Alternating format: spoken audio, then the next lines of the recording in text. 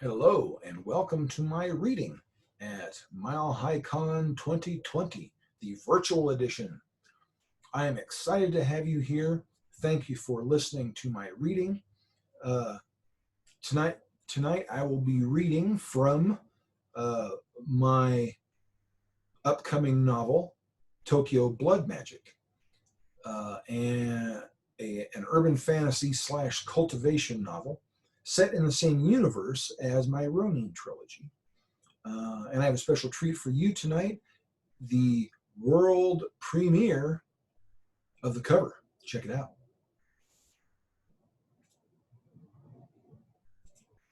Here we have the cover for Tokyo Blood Magic, which is coming very soon from Shadow Alley Press. I'm actually uh, in the midst of writing book 2 in this series right now. Book 1 is churning through the publication process. So, um, without further ado, let us get to the reading. Let's see here. All right. Chapter 1. He tracked the creature through the rain by the sound of the child's crying. His soft-soled Tabi kept his tread silent but did little to keep out the rain. His coal-black duster shed the rain and the touch of any wandering gaze, but his feet were drenched as he stole along the dark alleys of Kabuki-cho, the adult entertainment district of Tokyo's Shinjuku city. Close-packed skyscrapers hid the sky but didn't stop the rain. He paused at the mouth of a narrow alley. A nearby garbage can stank of seafood gone rancid in the day's muggy heat. The rain made halos around the lights of the izakaya, massage parlors, soap lands, hostess bars, love hotels, porn shops, and brothels. Their profusion of lights glowed against the undersides of the low-hanging clouds. The tallest buildings disappeared into the fog. At this time of night, restaurants were long since closed. On a nearby street corner, a late-night udon stand looked like a drowned hound, unoccupied except for the proprietor, who sat asleep in the yellow globe of light under the awning, chin in his hand. In the distance, a couple of drunk salarymen stumbled out of a dimly lit archway, clutching girls half their age who squealed at the rain. The quartet rushed into a waiting taxi, oblivious to how close they had come to encountering something they really wouldn't want to meet on a dark, rainy street. Anyone who encountered what Django was chasing on this rainy night would surely regret it. The taxi was the only vehicle on the glossy ribbon of deserted street. He closed his eyes for a moment. And plunged his intention into the indigo pool of Maho, black magic essence, behind his forehead. His third eye pool. Awakening his third eye turned the impenetrable night into coruscating shadows and auras, heightening all his senses, including his hearing. His coat felt heavier, the rain stickier, the nearby garbage can all the more pungent. The ongoing wail of the child, disappearing into the distance, turned his head. The narrow street led toward Okubo Park, which wasn't really a park at all, but a flat expanse of concrete, maybe 100 meters long and 30 wide, with a few small trees planted around the perimeter, mostly frequented by homeless people. For all the Japanese love of nature, in a metropolitan area of some 40 million people with skyscrapers reaching incredible heights, nature could be hard to come by. Tonight, the homeless had been driven under shelter.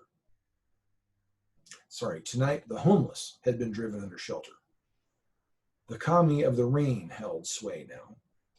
Normally, such spirits smelled and felt of water, and cleansing but inexorable. It made the essence pool situated in his sacrum, associated with water maho, thrum with vigor. But tonight there was a sourness to the rain, as if its spirits were tainted. It had come upon the city suddenly, after a clear, sweltering summer day with no rain in the weather forecast. This rain's source was not natural weather patterns. With his third eye open, its corresponding essence pool behind his forehead, pulsed with power ready for use. Silent as a fish in deep water, he stepped into a shadow at the corner of Go Go Curry and stepped out of a shadow half a block nearer the sound of the crying child, at the innocuous, dimly lit entrance to a hostess bar whose name he couldn't parse. After 10 years in Japan, he still had trouble with a few kanji characters, especially when someone was deliberately being opaque with their language, like those uninterested in catering to foreigners. But all this he absorbed in less than a heartbeat, with extended feelers of perception reaching into realms beyond the mortal one. The child's continuing wail was the beacon that led him on. Did no one else hear it? Did no one think to help the child? One more shadow blink, and he stood at the perimeter of Okubo Park, slipping from the dark shelter of an apartment complex back entrance. The park's broad concrete slab was mostly dark, the shadows of the perimeter's spindly trees pixelated by the rain. And there she was, crossing the concrete with a slow, shambling step.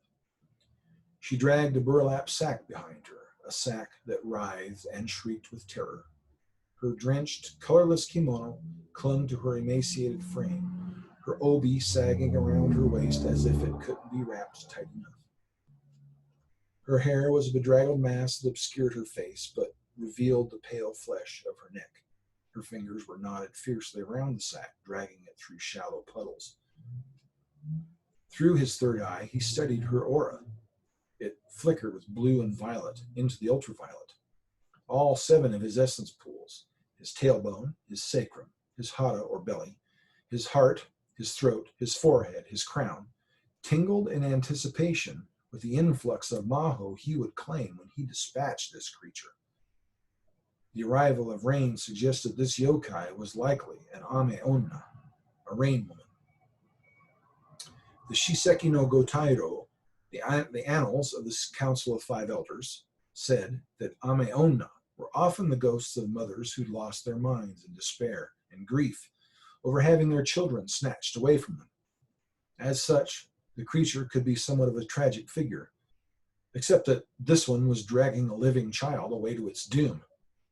Perhaps it wanted to drag the child away into Jianghu, the realm of rivers and lakes through which demons, gods, and supernatural creatures passed on their way to other planes, or sometimes chose to reside. Perhaps it was taking the child straight to hell. The ame onna paused and lifted its head. Django knew better than to think of this thing as a woman, because nothing of a human female remained in its nature except distant echoes. It was operating on some purpose only it understood. It turned toward him. Its voice was the hiss of the rain itself. "I see you, Kenji Wang." It knew his name. How did it know his name? But he tamped down his surprise and stepped into the rain. He reached under his duster for the hilt of his katana and drew it. The sheen of steel, beaded by rain, glimmered in the meager light. "The child does not belong to you," he said in Japanese. Its eyes flared through yellow to red. "It is mine," it hissed. "It should have been mine." He walked closer, opening his fire pool, the crucible of fire maho in his belly. His blood heated as it suffused him, throbbing, pulsing through his spirit and body and into his weapon, until his sword was part of his very soul, as sharp as his force of will, able to cut flesh and spirit alike. It was a spell called the Sunblade. "Give me the child and go back where you came from. You don't belong here." The creature hissed, and her body recoiled like a snake. Her neck stretched to 3 feet, a gaping mouth opening impossibly wide. Those lantern coals of eyes blazed. He raised his blade. "Obey me, creature, or I'll send you straight to Jigoku." Its elongated neck distorted its taunt. "You're welcome to try, Kenji Wang. Perhaps I shall take you with me." He slowed his approach, but didn't stop. "How do you know my name?" The head bobbed like a cobra's as it laughed. "Who does not know of Kenji Django Wang, the council's loyal lapdog?" This creature knew of the council. The mortal world did not, and most yokai were all but mindless, possessed of only their own strange cunning, remembering only enough of their human lives to fuel the obsessions that turned them into monsters. Django took another step. What do you know of the council? Screeching laughter grated on his ears. The monstrous aspect of her appearance disappeared as if by flipping a switch, leaving a beautiful young woman in a sodden, old-style kimono. With big, soulful eyes and full lips, her face held a demure beauty, even through the white makeup of a geisha, now streaked with rain. But it was just a flash, and then the streaks in her makeup turned red as blood poured from her eyes like tears, and her teeth turned black and sharp, and her eyes blazed like coals of hatred, and her hair sprang out like a nest of serpents, stretching and growing and darting toward him. With a gasp of surprise and dismay, he rolled backwards and came to his feet with sword raised, heartbeat hammering. Chill dashed through him, an intense cold that had nothing to do with temperature. His knees went weak. This was not a rain woman. It was an Onio, a grudge spirit, one of the most powerful ghosts in all the supernatural realms. He extended a handful of earth maho drawn from his root essence pool and swept it around him. The earth essence bubbled forth instantly at his call and formed an invisible barrier around him. His third eye saw it as an ancient castle. It could protect him from most earthly threats, but it would not hold off an Onio for long. Its hair stabbed into the cracks and crevices of the castle like tree roots worming between boulders. He slashed at the hair. It was tougher than steel wire, but his blade, infused with fire maho, could cut almost anything. Black snakes of hair splattered to the ground, writhed for a moment, then disappeared as tendrils of smoke. The Onio lunged forward, bloody black talons outstretched, its screech of rage echoing through the canyons of steel and concrete. It slammed into his castle, buckling his defenses. The power of its lust for vengeance would permeate the dreams of everyone in Kabuki-cho tonight. There would be murders in the days to come. Django slashed a diagonal cut toward the ghost's neck, but it dodged back with a deep hiss, then began to circle him. His hands trembled in fear. If that thing got its talons on him, he would die in the most horrendous way, and it would still be free to rip swaths of vengeance and hatred through the mortal world. From within his duster, he pulled 3 bow shuriken, steel needles the length of a hand, the thickness of a pencil. With his left hand, he infused them with fire and flung them at the ghost.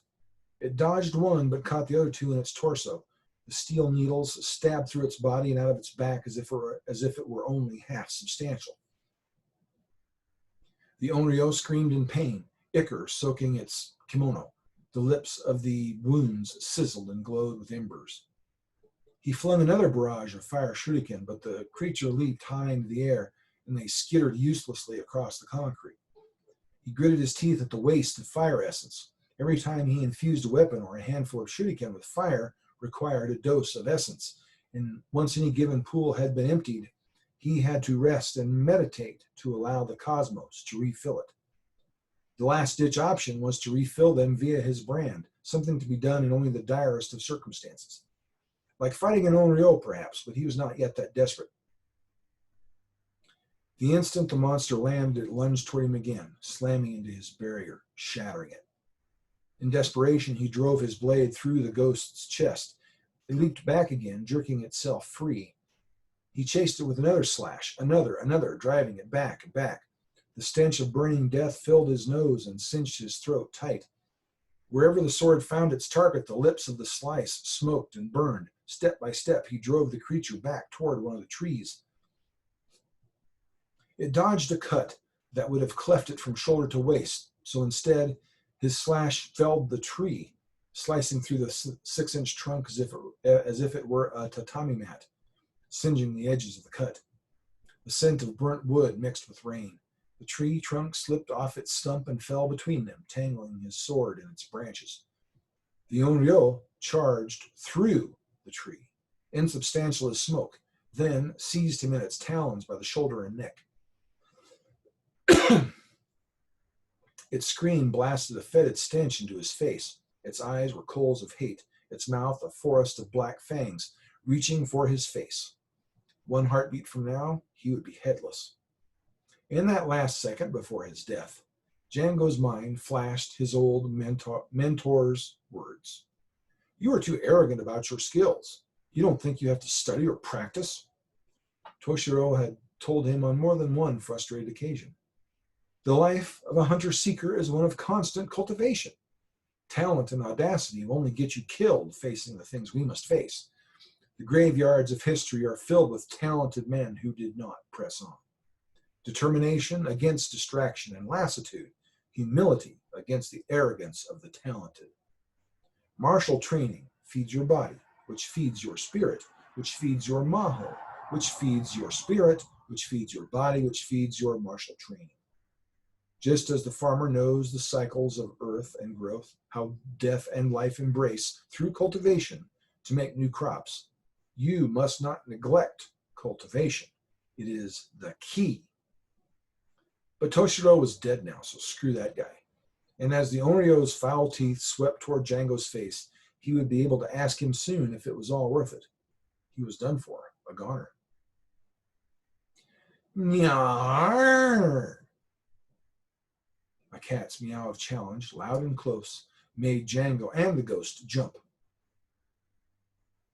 As the Onryo turned, Django whipped out his wakizashi, his short sword, with his left hand, and with an upward slash, severed the arm gripping his shoulder. The forearm fell, twitching, and a gout of fetid ichor sprayed Django's face. Revulsion surged up in his throat at the charnel stench of the creature's ichor. The Onryo screamed in rage, snatched up the severed hand, and flung it at the snow-white cat standing 2 meters away. Its huge green eyes narrowed, ears laid back, big for a house cat.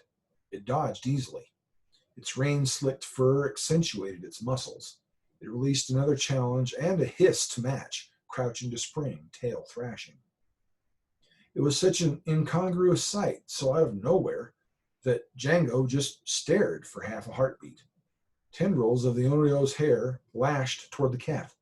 The cat leaped almost 3 meters into the air and backwards. But this was the moment of distraction. But this moment of distraction was Django's opening. He leaped forward, slashing for the Onryo's neck. His blade bit with trained precision, and the ghost's head tumbled from its narrow shoulders.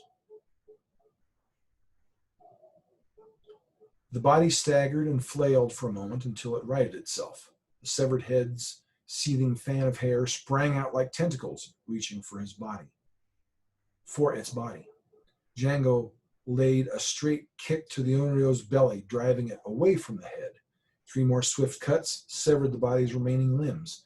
The body lay in pieces, squirming at his feet. The cat eased back from its attack stance and gazed steadily at him, rain dripping quietly from its whiskers. And then it said, "Are you going to finish it off or aren't you?" And that's where I'll stop. So, once again, that was chapter 1 of Tokyo Blood Magic. This story could be best described as Harry Dresden in Tokyo. And I had a ton of fun writing this. So, if this interests you, feel free to drop me a line. My email address is travis@travisheermann.com. My website is travisheermann.com. You can find me there. You can sign up for my newsletter to find out when it's going to be out. And here we are. This is the end. So, happy Halloween, everyone. Coming up soon. And for God's sake, for the love of God, vote. Thank you.